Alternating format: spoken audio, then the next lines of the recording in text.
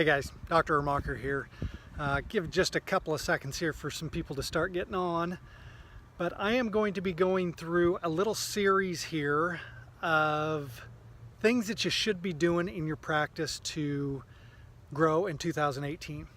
Now here's my disclaimer. There is probably going to be nothing sexy about the first things. I got no shiny objects, no bots, no crypto, no nothing. We're going to be starting here from the beginning of what you could be doing right now to seriously reactivate patients, to get new patients, to get referrals, to get reviews, all the things that you should be doing instead of chasing shiny objects. Now, I'm not saying that some of these shiny objects aren't effective. What I'm saying is you start using things that work and you start doing them, and then the next thing comes along and you replace it. You shouldn't be replacing it. If it works, you keep doing it and you add on to it. All right? So nothing shiny, nothing sexy. And right at the moment, I have nothing to sell you. But don't worry, if you follow me long enough, you'll know that I got a few things that I will point you towards, whether it's my own, whether it's someone else's. So here's the first thing that you can do to start getting that boost in your practice in 2018. And actually today it's Friday, December 29th, I believe is what we're on. So if you work on Saturdays, start doing it tomorrow morning. All right, no excuses. First thing that I would do is start with reactivations. Now, again, with reactivations, everyone is looking for the email that they can send to their patients or the reactivation letter they can send to their patients. I'm not opposed to those, but here is the better way to do it.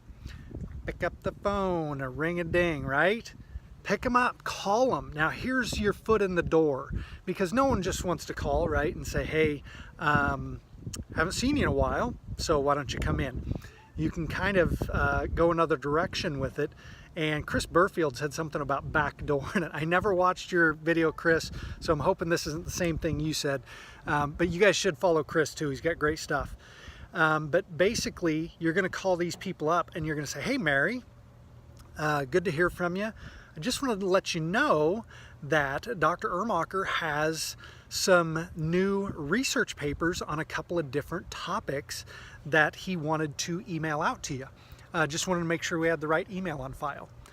Now, two things happen there. Number one, if you don't have their email on file, you're going to get their email on file, all right?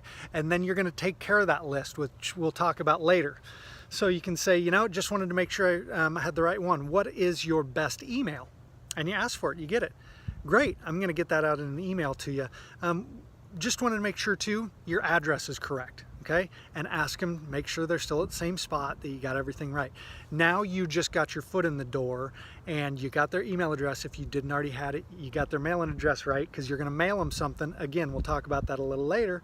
And then you can say, you know what, I was just noticing, it's been about 3 months since you've been in the office.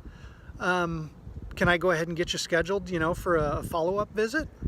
And there you go. Whatever you guys do in your office then, this is not about the scripting or anything else that you use, but you just did a lot of things there. You got back in touch with them.